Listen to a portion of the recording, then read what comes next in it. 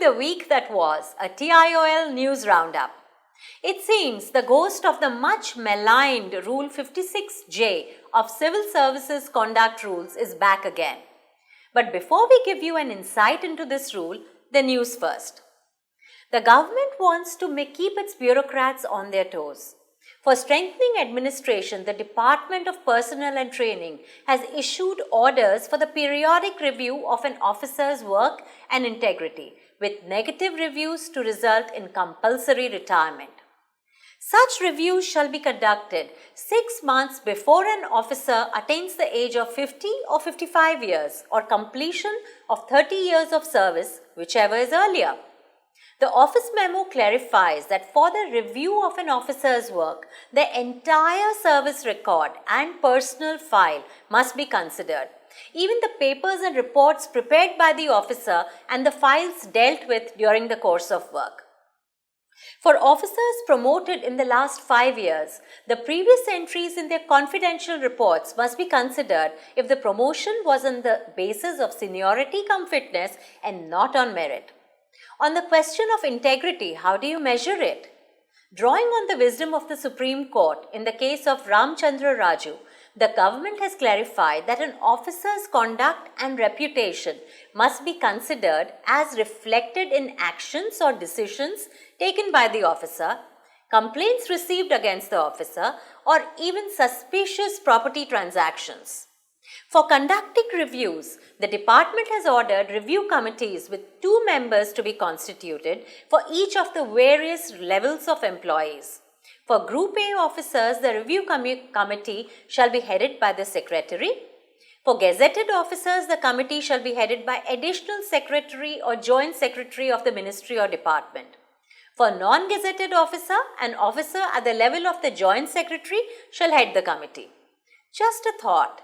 While the intention to remove bureaucratic deadwood is laudable, what is the scope for misuse? Have these rules been invoked in the past? Let's go and find out from the TIOL founder editor, Mr. Shailendra Kubar, for his peep into the history of Rule 56J. Thank you, Asa. You have rightly observed that the ghost of Rule 56J is back with a vengeance. I remember it was during the regime of Mr. Vishwanath Pratap Singh when he was the Union Finance Minister, and Mr. Binod Chandra Pandey, popularly known as Mr. V.C. Pandey, was the Revenue Secretary who also later became the Cabinet Secretary. The Rule 56J was invoked against dozens of officers in both the Revenue Boards, CBDT and CBEC. More than about 50 commissioners of income tax were compulsorily retired. In case of CBEC, Mr. J. Datta was the chairman, and several commissioners and chief commissioners were given the option to either opt for voluntary retirement or get summarily dismissed from the service. Unfortunately, it was invoked largely only against the IRS officers and not against the officers belonging to other All India services. And thus it was largely seen as a victimization drive. Good number of IRS officers even today remember it. Secondly, the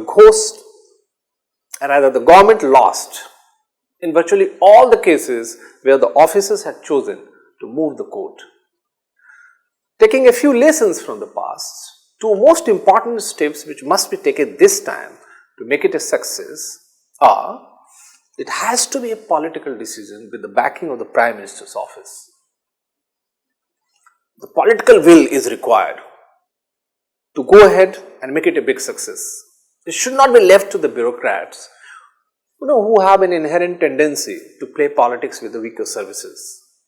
What I mean is that this time it should be targeted more against IS and IPS officers who have come to symbolize the fat cats of the Indian bureaucracy.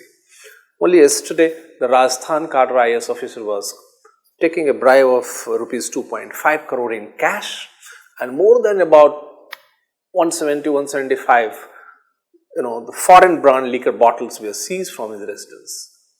Secondly, the proper homework must be done so that any decision taken on merit and based on complete dossier is not altered by any court of law. And it will also save the cleansing drive from being dubbed as a victimization drive. I personally feel that it's a very good move to bid out the deadwood along with those hyperactive and over-intelligent corrupt officials, but its implementation must be done with a lot of care, as it may also frighten good officers in Government of India, which happen to be a very scarce commodity today. Thank you, Mr. Kumar. While bureaucrats may face the axe, there is some good news from the EPFO. The Employees Provident Fund Organization has proposed to increase the maximum insurance benefit under its Employees Deposit Linked Insurance Scheme from Rs 3.6 lakh to Rs 6 lakh. This will benefit 4 crore EPF contributing members. Last year, the approximate amount paid out to about 30,000 beneficiaries was to the tune of Rs 180 crores. The EPFO board, which met at Hyderabad, also recommended the removal of the condition of continuous employment of 1 year under the current employer before being eligible for insurance benefits. Given the enormous backlog of taxpayers' appeals, the shortage of dispute resolution officers, and the demand for more commissioners repeatedly endorsed by TIOL Tube, the government has approved the promotion of 153 IRS officers as commissioners of income tax. After promoting these officers belonging to the 1992, 1993 and 1994 IRS batches, the CBDT has also issued their posting order along with the transfer of some existing CITs. The board has rightly posted a good number of these officers to the ITAT, transfer pricing and CITS slots. An auditor, by the very nature of work, is so tuned into critical information about a company that there is always the risk of such knowledge being misused or even abused. The Delhi High Court has sternly rapped the auditor of a company who misused his intricate knowledge of the company's working when he was removed from the office as a statutory auditor. Following his removal, the auditor qualified the audit report, complained against the company, and initiated malicious litigation to hinder its functioning.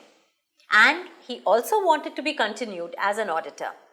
But seeing through these tactics, the Delhi High Court dismissed his appeal as malicious and ordered costs to be paid by the auditor, who was also directed to additionally deposit Rs 25,000 as costs with the Delhi High Court Legal Services Committee for having burdened the court with a malified and mischievous appeal. Most people, especially IAS officers, by mid-career have acquired some property. But surprise! More than 500 of our 3,600 IS officers, or 15% of those officers who have filed immovable property returns since 2010, have declared that they own no property, either jointly or severally with their spouse or dependent children. Under the Lokpal and Lok Ayukta Act, every public servant has to file such a declaration and annual returns of his assets and liabilities. As per these returns filed between 2010 to 2014, the highest number of officers without any property to their name are from the states of Uttar Pradesh, followed by Madhya Pradesh, Maharashtra and Tamil Nadu. Plausible, but not credible. What do you think? Bangalore is India's own Silicon Valley. Following its own successful footsteps and the Make in India credo, the Karnataka government will become the first state to set up a dedicated startup council to encourage new businesses. This startup council shall work out an industry-friendly policy framework for having a dedicated set of officials to provide the requisite licenses, clearances and certificates to emerging businesses, besides evaluating the incentives needed, the infrastructure and even incubation centers to alleviate initial hiccups. The state government's Department of Commerce and Industry is preparing the concept note. The government has taken another step against steel dumping from China. To protect the domestic steel industry, the government has imposed a new 20% safeguard duty on certain steel imports. The Finance Minister, Mr. Arun Jaitley, announced the new levy, clarifying that this safeguard duty to be levied with immediate effect on import of specific steel products from China, Japan and Korea will be valid for 200 days. The levy was in response to a collective application from domestic steel producers in the month of June. This levy of safeguard duty, by making steel product imports costlier, will provide temporary relief to domestic industry reeling under the surge of cheaper steel imports. SAIL and Jindal Steel Works with lower manufacturing costs are expected to benefit most from the levy of safeguard duty. But really, do such protectionist measures help? Or is the crunch faced by domestic industry an indication of the need for better practices and policies to make its manufacturing more cost efficient? Tax collections may be an index for corporate performance and the economy. Going by advance tax collections for the quarter ended September 15th, the steel sector, banking, and the insurance industry paid less tax. Corporate was more upbeat with advance tax collections from the top 45 companies registering an increase of over 8%. While collections from the banking sector were generally lower, State Bank of India and the private sector Yes Bank saw a jump in their advance tax payments. HDFC and NABARD also saw an increment of 10% and 20% respectively in their advance tax outgo. Let's turn to a girl's best friend, diamonds. Technology, a recent source of woe for the diamond industry, has also come to its aid. The high pressure and high temperature deep within the earth helps to form the natural diamonds. But using intense high heat and pressure, or even the chemical vapor deposition or CVD technology, diamonds are being successfully formed in the laboratory, which can be virtually flawless and about 30 to 40% cheaper too.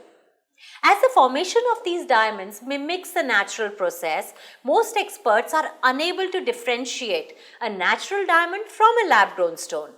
And there have been many instances of lab-grown stones being passed off as natural ones.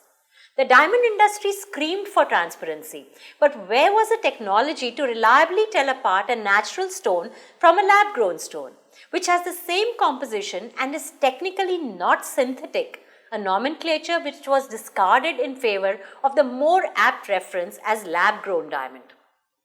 But now, having accepted that lab-grown diamonds are here to stay and may even be a more preferred alternative to natural stones for environmental reasons and cost, the industry worked to build the technology to detect lab-grown from natural stones. The industry leader De Beers, a premier producer of diamond roughs, now plans to set up a diamond screening and testing center for detection of lab-grown diamonds in India next month. The machines may be installed in Surat or at the Bharat Diamond Bourse in Mumbai, which are major hubs in India for cutting and polishing of diamonds. After all, more than 7 out of every 10 stones is cut and polished in India. But a major drawback that continues to stump the industry is after a diamond has been cut and polished and set in jewelry, there is hardly any way of telling whether the stone is natural or lab-grown.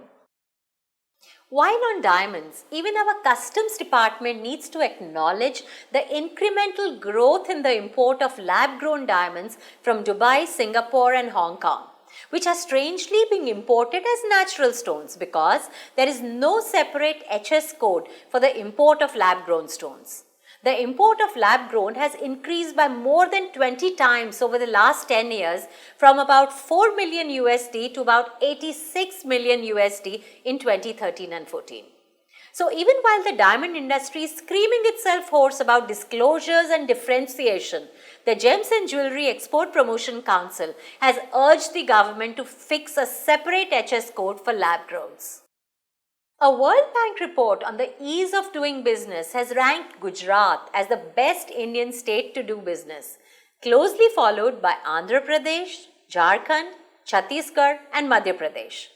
For the first time, the World Bank created a sub-regional report card of Indian states based on an assessment of state implementation of business reforms as per the 98-point action plan drawn by the Department of Industrial Policy and Promotion.